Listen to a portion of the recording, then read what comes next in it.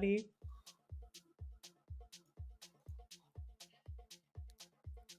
Yeah, we're going to do that all over again. But now you know what I'm going to ask you. Hey everyone, here we are live on the right channel now because I accidentally popped over to the wrong channel. Hey, if you are here, pop into our chat. We want to say hi to you. Yeah, me and Lisa were definitely having a great conversation with each other on a different channel. So that was always fun. Hey Apostoli, the real Phil D, welcome. Nice to see some people actually responding in our chat. That's probably how we know we are going live. Yes, it's So nice to see today everyone here. we're going to talk about the Solar Stone Challenge. We're going to talk about the last 22 hours of the Berlin Part 2 Challenge. And then we've got a special guest with us today, too, Mia Monroe, DJ Mia Monroe, I should say, who is one of our record shop employees, and she's also based in Berlin. So she's going to talk to us about what you should do if you win the Berlin Prize. I know it's nice to get another perspective, right? We have Marcus's take on Berlin, and now we're going to get Mia's, and I'm excited. I'm so excited to have her on. Hey, Moksha, Oh man, I should not be allowed to read names without pre-planning them. We can just say X808. Yo. All right, so I'll let you manage the comments for now. I'm just going to pull up the Solar Stone Challenge page because we want to talk about this. Just fully announced earlier today with some of those minor edits. I think one of the coolest thing about the Solar Stone Challenge is that it was literally developed in Discord, which is kind of cool, kind of crazy, with OB and with Solar Stone. So we've got this really great prize, well, multiple great prizes. Yeah, I do like how, they have this different tiered reward system where you finish the set, you get a reward. You also get a chance at the grand prize, and then if you really want to, you can take part in the games that include the serials. So I do like how there's a little bit of everything for all styles of players. Yeah, like highly recommend anyone who's on Record Shop to participate in this one. So it's super simple. Collect all 14 collectibles of the Solar Stone set. Have those in by December 6th at 2 p.m. Make sure you don't have anything for sale because those won't be counted as part of your set. And basically, as long as you do that, you are in for the rare reward, which is that rare Solar Stone collectible with brand new content that's never been released before. And that'll be worth 100 coins. And that's just for collecting the 14. So I think right now I have 10 personally. So I just have 4 left to do. That's great. You're almost there. Almost there. So I'm excited about that. Then we have the legendary prize. So that's just the base prize. Just for entering, you get that. Then there's a legendary prize that is going to be awarded to 2 different sets of 10 users or 10 players. The top 10 highest average serial numbers. So you're going to have to get your calculator out for this one. We're excluding any serials below 111 just to make sure that you still feel safe to keep those. And if you're in the top 10 highest of those average serial numbers, you're going to get this legendary prize, which is so cool. But I'll explain the other half of the prize first, and then we'll talk about the actual prize. So we have the top highest 10 average serial numbers. And then to flip that, it's the lowest 10 average serial numbers. Yeah, a little bit of both. The legendary prize. Do you want to talk about that? Yeah, this legendary prize is supposed to be actually pretty crazy in my opinion. I read it and I was like, lifetime, wow. But the legendary reward, let's see here. I have it right here. Legendary winners will get a legendary Solar Stone collectible that enables lifetime guest lists to Solar Stone shows anywhere. So that's really exciting to have something that's lifetime. Like you show up anywhere that Solar Stone is playing, you're in. It's amazing. My ticket, my backstage stat, or my ticket to the show, no matter what. That's pretty sweet. Yeah. So the only unfortunate part about that is you have to get yourself to that show if you're a legendary winner. But if you are the mythical winner, this one I think just awesome, very reminiscent of our Berlin challenge that's about to close.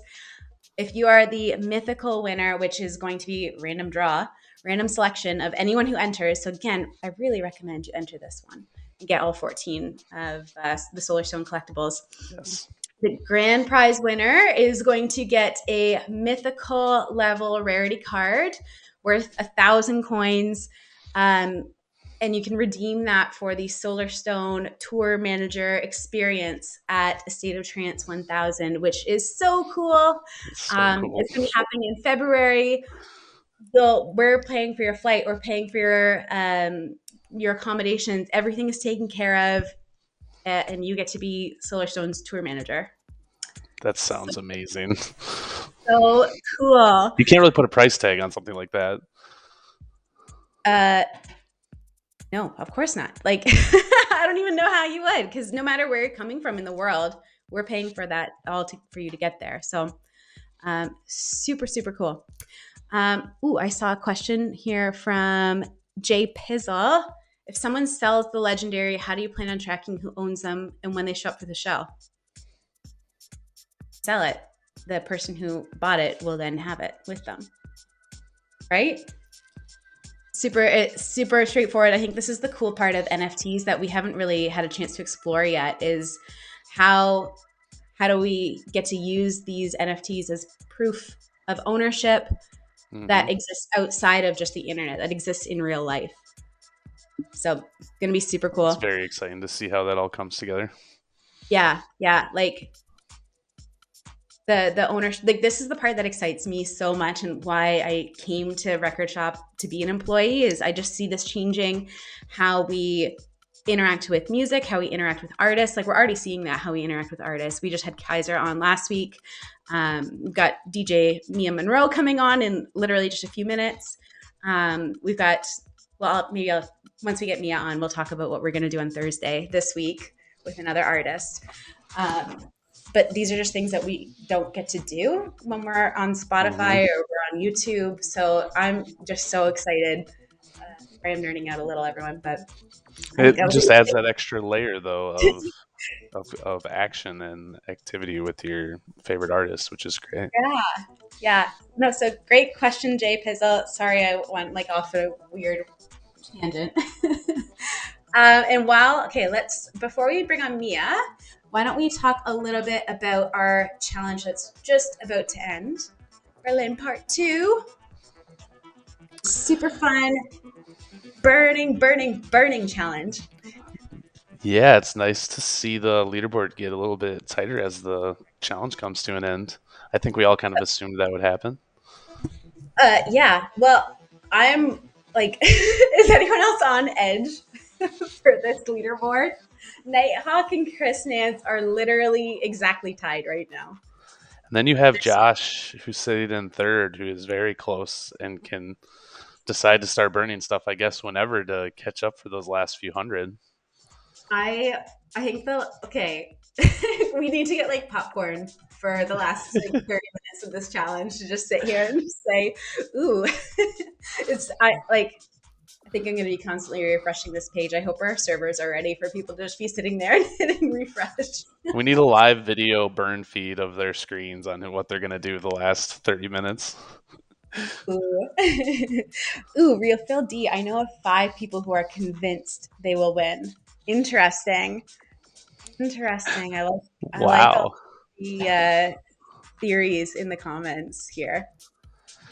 There are 7 users right now over 1,000 coins, so it's I can kind of see where Phil's going. Like everyone has a chance depending on what they decide to do the next many hours. So, and right now, I thought the bare minimum to get the runner-up reward was going to be like 150, maybe 200 coins, but we're already at 200. So you guys are kind of crazy. I wonder what that cutoff point will be for the 100. what it's going to end Yeah, up being the lowest. yeah, all of our friends in the chat, I'm curious to hear what you think what the cutoff will be for the runner-up prize. Not even just the grand prize, but just the runner-up. Let us know what you think. And while you're sending us that, why don't we get Mia connected? So let Yeah, me get let's get me her on on. here. Hey, Mia. Hey, Hi, Mia. you. Hi, Mia. Everybody give Hi, Mia a everyone. warm welcome. This is her first time on our Twitch with us. And we are really excited to have her on. And she's So very nice happy to have you. in the room. Thanks for having me, guys. So before we introduce Mia and what she does at Record Shop and why we've had her join today, I'm really excited to announce something that we're going to do on Thursday on Twitch. We're going to have our friends Tube and Burger join us. We're going to do something similar that we did with Kaiser. They're going to have a set to play for us that they recorded exclusively for Record Shop. And we're going to have them live answering questions in the stream. Yes. I hope you can all join for that. I'm so excited. And I know Mia actually has a connection with Tubenberger because now I've met them because I had a Google Meet with them earlier this week just to talk about them coming on, but I haven't met them in person, and I know Mia has. So do you want to tell us about when you met Tubenberger? Yeah, I think it was about 2 weekends ago. It was the Berlin Music Festival, and they did a chat at the SAE Music School here in Berlin. And it was Juliet Sakura from Pitbull Records, and I think it was one half of Tubenberger, if I'm not mistaken. I think it was Andre. So they did an awesome talk. And then we kind of had a bit of a chat afterwards. They were really super nice. Really nice to meet them in person. I've been a huge fan of Tubenberger for many years. I think I reached out one time when I played at Ministry of Sound, and I was like, "Hey, here's your track. This is what it did to the crowd." It's like about 3 years ago or four. So yeah, I got to meet them in person. Super nice. And then I went to see them playing at Ritterbutzka here in Berlin. It was my first time there, and it was an awesome event. The dance floor looked like a treehouse, and it was pretty cool to just be out full capacity and awesome tunes playing for a change. Did you say it looked like a treehouse? Yeah, it's pretty surprising. Like I didn't anticipate it. I actually didn't know what to think. I just know that the queue was like insane. It was like almost going around the block, and I went inside, and I think there's about 3 dance floors, and it looks like it's got like a kiosk. It looks almost like a house, like a townhouse, like the yard and everything. Awesome lights, and then you just go into like the wall. You just like walk through, and then you just I'm like a tree house, with a bar. It's really surprising, and it That feels like sounds fun. Yeah. yeah, like out of a book that you read when you were like a child or something, and it's just really cool. So really cozy, really nice. That is so cool. I don't know if I've ever been in a real treehouse, but like to be in somewhere that looks like a treehouse, that sounds so cool. Yeah, like Astral Fusion just said, it's like it sounds whimsical. I I think know I as have so many questions. It feels like if you have any questions in the chat, please put them in there for Mia as well while we go along, because I know a lot of you haven't been to Berlin, and it's nice to get insights. Yeah, so I'm gonna maybe skip ahead on some of our questions, but Mia, do you want to tell us a little bit about your connection with Record Shop, what you do at Record Shop, and how did you get involved? Like, tell us your story and how you got involved with Record Shop. okay, so I started working for Record Shop in May this year. I started off as the executive assistant to senior partners of the company, and I am now the partnerships coordinator, which means that I kind of know what's coming up, I guess, and I get to book all the artists in with some of our partnership managers, and so kind of in charge of the bookings, all the calendar management, especially like I work with Paula and Eric and Obi and Marcus or Kaiser, and a couple of the other guys like Gareth. I don't know. Some of them, I guess, you guys will all meet in the future.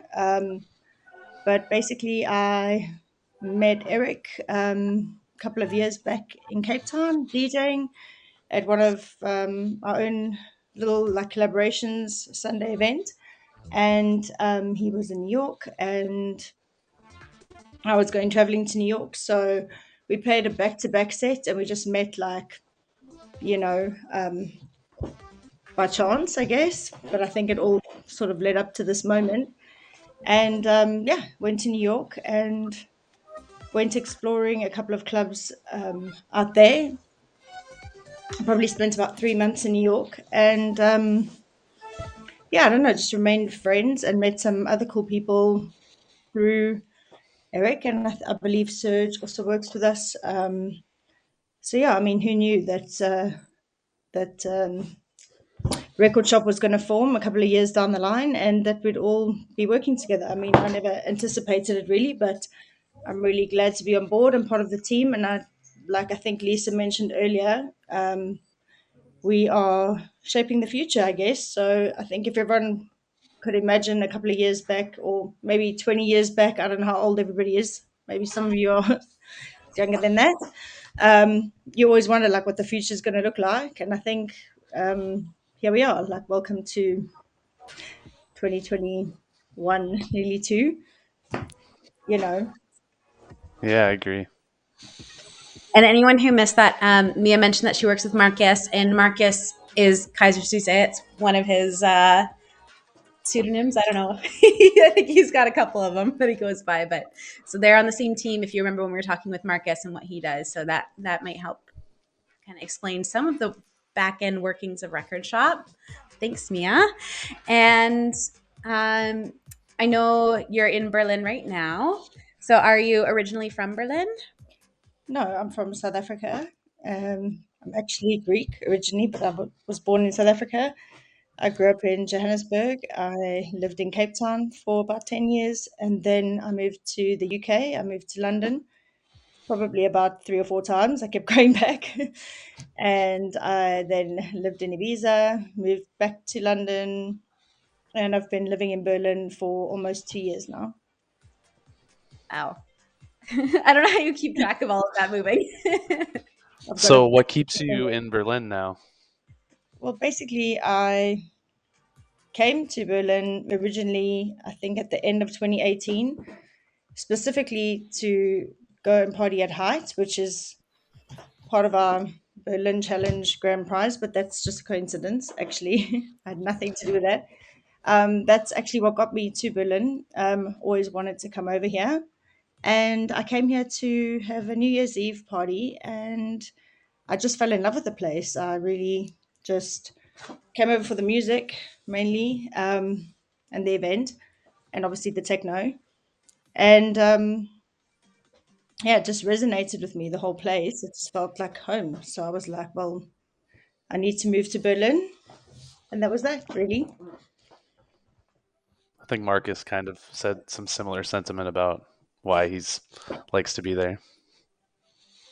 I love that. I love and I've heard it multiple times about Berlin now. Yeah, not just from Kaiser, some others too, that you just go there and you fall in love with it. So I love that you just said, I love it here. I'm not going anywhere else. It's awesome. I think everything here is just geared around basically music, and it doesn't matter if it's from classical side of things but definitely the more like underground sounds, which if you go to a lot of other cities, it's a lot more commercial and it's a lot more mainstream. And I think that if you're looking for that something a little bit extra special or different musically, I think Berlin has a lot to offer. And you know, also you can go clubbing here, I think, on like a Thursday, and it's still going on like a Tuesday morning, where a lot of places like in the UK about 10 years ago, it used to be sort of like that. You could go afters and keep going out like day or night. And like now they kind of shut things down at like 5 o'clock in the morning, and then you're like, oh, where do we go now? If you like to keep the party going. Well, I'm sure a lot of you do. I think we've all forgotten what that's like, though. But anyway, I'm one for like a day party or an after party. Like, I never want the party to end, you know? So Berlin's winning. Awesome. I think that leads in really well. I see Jump Shoot sent in a question for you, Mia. And they're asking, what's your party beverage of choice? I love a vodka Red Bull, but recently I've moved on to Moscow Mules. So still some vodka, I guess. Yeah, vodka's always good. I agree. I think vodka is my favorite too, is in general. But I think the vodka Red Bull might explain your 5 a.m. mornings that you're still wanting to party after. Oh, I love caffeine. Anything with caffeine. It doesn't matter if it's coffee or Red Bull. I love a bit of caffeine. I agree. Mm, I like have to have caffeine to function throughout the day. yeah, as he says, as he's sipping on his iced coffee. Much needed. 338 coffee. I love a coffee. Yeah, I just had what are they called? Espresso martinis on the weekend. Our buddy made them for us. So tasty. Highly recommend if you haven't had one. Sounds delicious. Mm-hmm. We had some in Amsterdam, I think, with Claudia and Crispin, also on our team at ADE. Um, yeah, they made some really good ones out there. Mm. Awesome. Mia, what when you're thinking about music, because I know you're a DJ, maybe do you want to tell us a little bit about what kind of music you like to have when you're doing a set? What's your go-to set? Well, obviously, it just depends. Firstly, what sort of event I've been booked to play. Sometimes I end up doing the warm up, sometimes I end up doing the main set or the closing. So it all just depends, obviously, on the time of day or night or and the type of event. But I really, I guess I started off playing a little bit of house music, and I love house music, but I also love techno. I love minimal techno, which I actually wish they'd bring more minimal back, like what it was about, I don't know, 12 or more years ago. Um, and yeah, I think tech house as well. So yeah, anything that is good, really.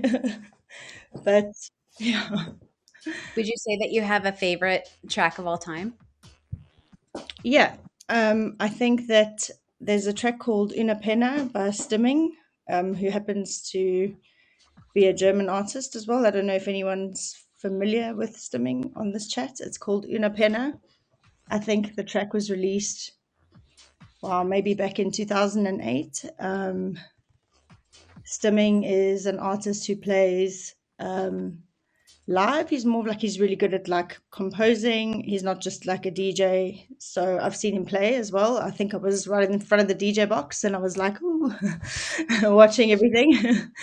Really good. So yeah, like, quite unique, but he also yeah, like I said, he's not just a DJ. Like he's more, I think, of a composer, a little bit more than just someone that just plays tracks.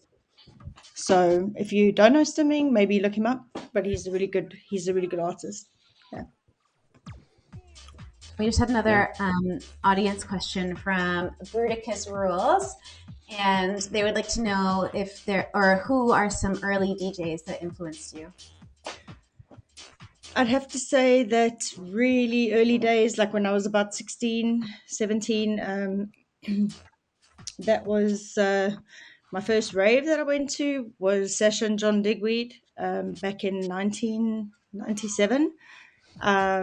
Carl Cox is kind of what sold me like into the whole um, electronic music scene. I went for my 18th birthday. I was completely in awe and like floored when I saw him play. I was just like, wow, you know.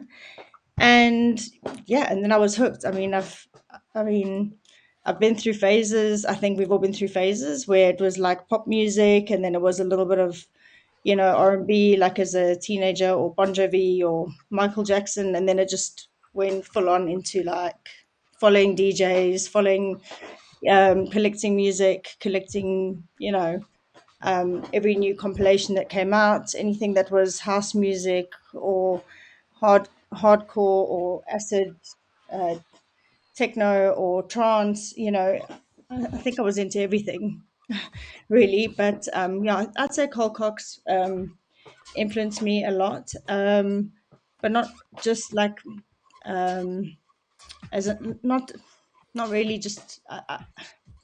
I mean, I think when I started to play music, I was influenced quite a bit by artists like Magda, who was like really minimal and really underground.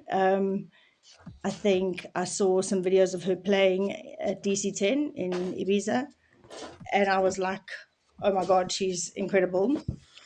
So, yeah. And then I just made a mission to get to Ibiza. That was like my mission to get there. And when I returned back to South Africa, I decided I needed to basically put my fears aside and just start learning how to play, which took me a good 2 years just to make that decision and move over and actually make it happen. What are some of your favorite venues that you've played at? My favorite venues, I would say definitely Ministry of Sound in London. That has to be one of my favorite venues that I got to play at quite regularly, especially over the last, well, pre moving to Berlin. Probably, I think that my first set there was in 2011 or 12. And I played there regularly on a Friday, but especially in the last 3 years before I left London. And then there was a festival called H2O in South Africa, which has been running for many, many years. About 20,000 people in a water park, 5 or 9 stages, I think, and everyone running around in bikinis and, you know, dancing for like, I don't know, 24 hours or, yeah, that has to be one of the best too. Sounds like my That kind of. sounds really That cool. sounds so Yeah. fun. I want to go there. Absolutely. And also, yeah, there was a night that I warmed up for Groove Armada at a club called Trinity in Cape Town. That place was amazing, was really sick, but it doesn't exist anymore probably. Um, but yeah, there've been some places, I guess, that have come and gone. There was Truth as well in South Africa, which was really amazing. And then there was a small venue in London called Giglin that I used to really love playing at every year, just because it was small and intimate, and like, the whole place would just get really, really packed, and it was just like a really cool vibe. So yeah, sometimes the small events I quite enjoy as well, not just the big stages or the big events. Yeah. So I have a question about the geographics, I guess, of Berlin. Is it easy to go from like one, venue to the next, like walking, or are they too far away from each other? I guess I just don't know exactly how the city is designed. Personally, I think that um, you've got so many options here for transport, and the city's quite compact. Like, it's never takes you that long to get from one end to another end. Just depends, obviously, where you are based. But there's the Ringbahn, which is like the central bit. And even if you go outside the Ringbahn, it's still pretty central. But you've got buses, you've got trains, you've got trams, you've got taxis. Well, Uber. You can do e-scooter. You can hire an electric car, which I tend to do quite a lot because I like to just drive myself, play my own music. It just depends. Yeah, but it's easy to get around, and anytime, day or night, you won't get stranded anywhere for sure in Berlin. That's I think awesome. that's a great segue into one of the main reasons we wanted to have you on today is to just talk about the Berlin Prize, the grand prize for Berlin Challenge Part 2. And I know, Mia, you've been working on a list of recommendations or some ideas of things that the prize winner could do while they're in Berlin. What I told Mia is like, if the prize winner didn't sleep for 48 hours while they were in Berlin, what could she recommend that they do?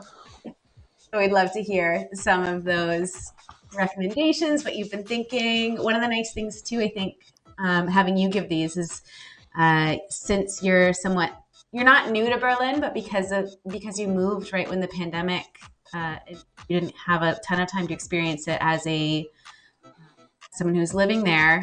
You kind of have that good sense of, as a tourist, what do I do if I'm not going to sleep for 48 hours? Yeah, still exploring, and still so much to actually get through and explore, even though I try to do something fun every weekend. It just depends what you're really into. I mean, obviously there's the club side of things, so there's so many options for clubs. One of the venues I really personally enjoyed, which I think is probably a favorite of a lot of people who just end up coming here, is Watergate, which I think is quite famous. I don't know if it is or isn't, but I certainly have heard of it before, and I went there, and it's really impressive because it looks out onto the water. So when the sun comes up in the morning, you've got like this water in front of you, and it's just really nice and pretty, even at nighttime. And the music's quite deep, like sort of deep housey, sort of more tech house, deep house, more chilled out. Well, the times that I've been there, yeah. But they've always got really incredible artists on the lineup, and RA is quite a good guide as well if you want to check out what's going on in Berlin. Like, it's always up to date. But there's many clubs. There's there's Sisyphos, there's Trezor, there's Berghain, which also is very famous, especially because a lot of people don't actually get in and they end up standing in the queue for Berghain. So it's infamous, I think, just for that. Very well-known fact. You can stand there for hours, get to the front, and you might just not get in. So I think part of the fun, maybe part of the culture here in Berlin, is actually standing in the queue and having a party in the queue. I don't know. But other than that, there's really good food, really good Asian food here. There's the zoo, there's the aquarium, there's Tiergarten, which is a massive, beautiful park. It doesn't matter what season you come in, but it's really, really pretty. And there's hundreds of parks actually, and a lot of greenery, like you wouldn't probably expect it. But there's a lot of like nature things to do as well. Everybody here loves to ride a bike. There's the Berlin Mall if you're into shopping. There's lots of rooftop gardens. There's the Reichstag, which you can actually climb like up to the top, and that's like the Parliament building, and you can see down below. There's like a glass floor. I think you can see Parliament like during the week. That's quite sick. And they've got a rooftop up there as well. What else? There's the Brandenburg Gate, which is really famous. There's the Spy Museum, which I've been to, which is quite informative. There's the Berlin Wall, which I'm sure everyone knows what the Berlin Wall is, right? But the art there is pretty cool. Like, I'm quite into art, so there's the Dali Museum, and there's like the National History Museum. It's like Museum Island, where there's like five different museums that you can go and see. But yeah, I mean, there's everything that you could actually wish for. I can't really think of stuff that you can't see or do or find to do. Like here, I don't think you get bored. And I don't think that even a weekend or 24 hours is enough. I think I'd want a lot more time for exploring, for sure. I like the art and the nature aspect too. I would definitely touch base on all of that if I ever visit. I promise you, in the summertime, like if you ever come here in the summertime, like I personally, like coming from South Africa, like I thought, we come from nature, and there's mountains, and there's the ocean, and obviously South Africa is really, really beautiful. But then I came to Berlin, and I went to explore some lakes in the summertime, and you can actually swim in the lakes here. The water's super clean. It's really, really pretty. It's like, wow. It's on another level. So yeah. Sounds like a little paradise. Yeah, it is. It really is. It's very, very unexpected and very unassuming. But there's so much going on here. But you wouldn't. When you're driving around, you don't see nothing. You just have to go looking. But there's plenty. Spoiled for choice. Totally spoiled for choice here. That definitely sounds like a place I need to visit in the next year or so. It's now moved up on my list. It should definitely be in your top five. I'm just getting some feedback from the audience that we're having some audio issues. I'm going to try to refresh because my screen did something wonky, so I think it might be me. Hopefully I don't lose YouTube, but if you want to keep chatting, and I will try to fix these up.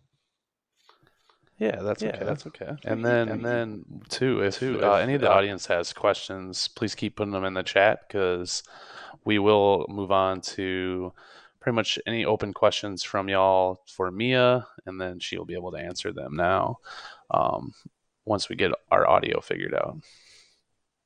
Yeah, absolutely. Let us know if that's any better. So we still don't have Lisa. Just give us a moment. Oh, here we go. Is this better now? Apparently. Now there's Lisa. Now we need feedback from the chat and let us know how the audio is. Gucci, and I'm assuming they can't hear the music anymore, but maybe I'll keep that on. That was causing some issues. Something happened where my screen refreshed itself, and then I saw you guys start saying there was problems. So, let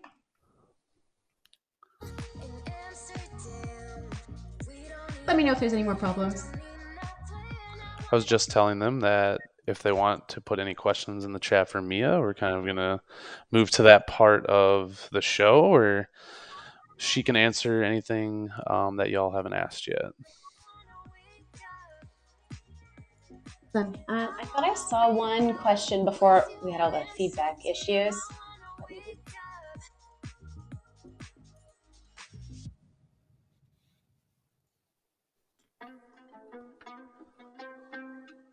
Okay. Oh, from Bruticus Rules. Mia, they were asking what your favorite food and or restaurant is in Berlin. Where would you recommend? Yes, thanks, Bruticus. Yeah. My favorite food in Berlin, that's German or non-German food, I think. Either, or maybe both. The sushi here is really insane. Like they've got really, really awesome Vietnamese or sushi places, Japanese, I don't know, places to eat sushi. My favorite venue to maybe go for a drink or for a breakfast burrito is actually my friend's bar. It's called Neighborhood. It's in Kreuzberg, I think, or they set it up during the pandemic. But it's such a cool place, like on this corner, and they are two girls from New York, actually, and they make the best cocktails. Like if you just want to go for a cocktail or you want to sit and just chill out, like it's really, really cool there. Very trendy, very nice. Other than that, there's Friedrichshain, and there's loads and loads of places to eat there. Loads of cool places, loads of young people, just really like hip, really cool. Just so many places there. So yeah, I like it there too. So I think you'll have to send the grand prize winner a list of restaurants that you recommend. Yeah, agreed. Him around. I'll be like, yeah, bring him around. hey, be a tour guide. Tyrion who wanted to know how you got your room looking so purple. Oh gosh, they're just LED lights, and they've just got like a control. Literally, you can just change. I don't know where the buttons are right now, but yeah, it's just normal LED like rope lights that you can just put around wherever. And I saw right when you joined, there was multiple people saying that they loved your room and loved how purple it was. Thanks, guys. Thank you. Looks like we have one more question too from Jumpshoot15. They want to know, what are some sources for Mia's inspiration? What drives you to make music? Well, I think we touched base a little bit on some of your artist influences, but if you can go a little bit more into that, maybe.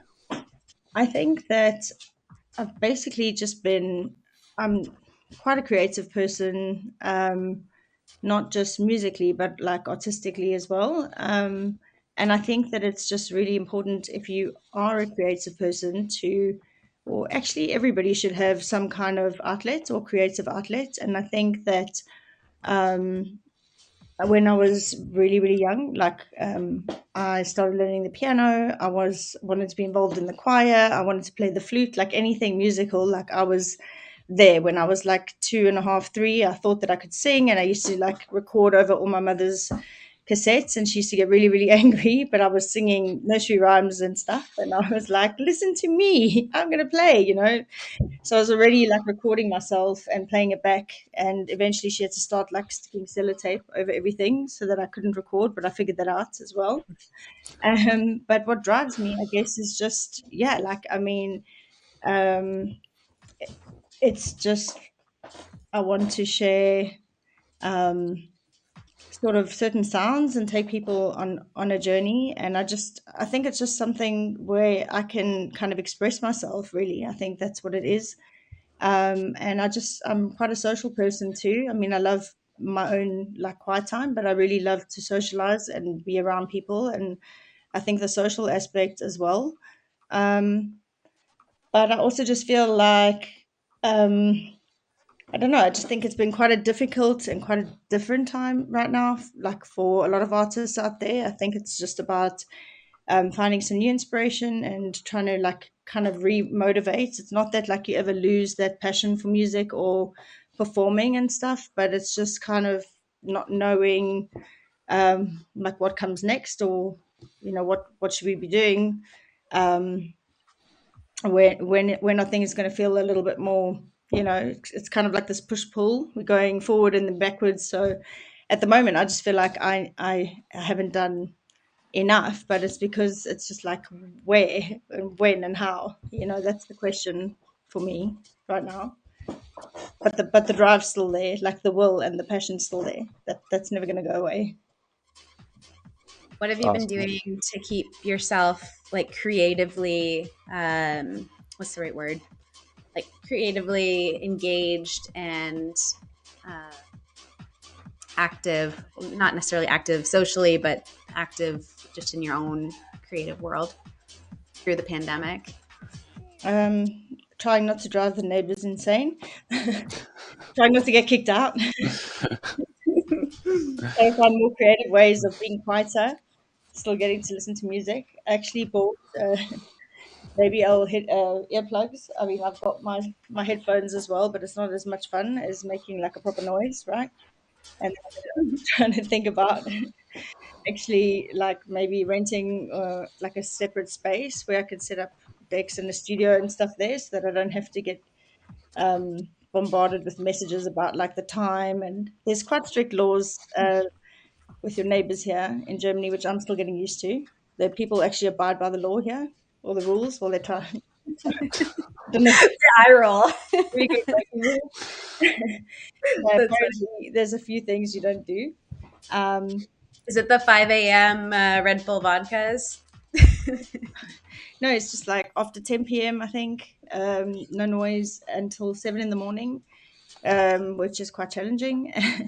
And then things like don't vacuum like on a Sunday, and don't put on your washing machine on a Sunday. Don't disturb your neighbors with the washing machine and stuff like that. So it's a change. It's good. You can't. In suburban areas, I think you have to drive at 30 kilometers an hour at night, so that you also don't make sound pollution noises, which is pretty cool actually. When you actually live here, it actually makes sense. But I've never seen that before either, so it's quite considerate.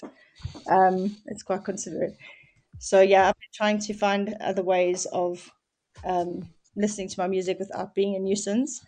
That's been challenging though, because yeah, I mean, normally you get to go out all the time, and well, I found during the lockdown that was the hardest. That was really the hardest thing. Was like a not having people over, b not playing music loud at any hour.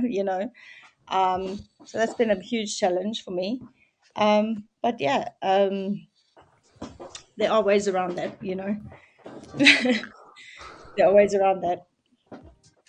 Okay, we got another question here, and this one is from Finn. And Finn is asking Mia, have you been to Kaiser's place for dinner? And if so, what did he cook you? No, I have not been to Kaiser's place for dinner. I did go and support him playing somewhere in Boxen Hagerplatz. I tried to go and actually meet him for the first time, but yeah, my friends got stuck outside and they closed the doors, and you had to have like a mask on, and it was quite chaotic. We tried to say hi, and then I actually met Kaiser properly for the first time, other than on Zoom or Discord or some of our meetings. I think I met him at SAE when, like, about 2 weeks back, but we've been working together for a couple of months. So if he did cook for me, I don't know. I think that's a question you'd have to ask him. What would he cook? Or does he even like to cook? Or does he just, I don't know. Can DJs cook? That's a I, good question. I Can think it's a DJs good cook? Can, creative outlet.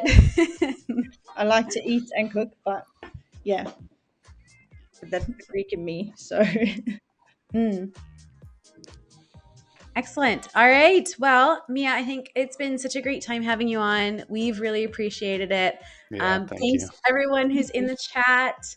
It's been so nice to see some familiar screen names and have you on. Really, really enjoyed. Yeah, I think we should ask more if our DJs who come on, if they can all cook. I'm curious now to see I if know. the creativity flow, like Who's the everything. best cook Yeah, DJ we on can Record do Shop? both. I mean, we can do that. We can do that, cooking and music at the same time. Awesome. Thanks so much again, Mia. Thank you, Thank you guys Cade. so much Yeah, for Enjoyed. thank y'all for and coming and Thank hanging you out. to our mods on our chat, to Astrofusion. Chris might have been doing some modding too, so thanks, guys. Really appreciate it. We will see you on Thursday. Do not forget, we really, really want to have everyone come back. This when we'll have Tubenberger on. We'll do very similar with what we did with Kaiser. Well, they will have recorded a set for us, or they're going to be recording it. They're recording it tomorrow, exclusive for Record Shop. Then they'll be we'll chat with them, and then they'll come into the comments, and we can be asking them questions, learning about their creative process. So I'm really excited to have them join us too. That'll be fun. Yeah, make it okay, everybody. Happy last 20. We're probably at 21 hours of the challenge. good luck, everyone. Good luck, everybody. Get birded. Cheers. Bye. Bye.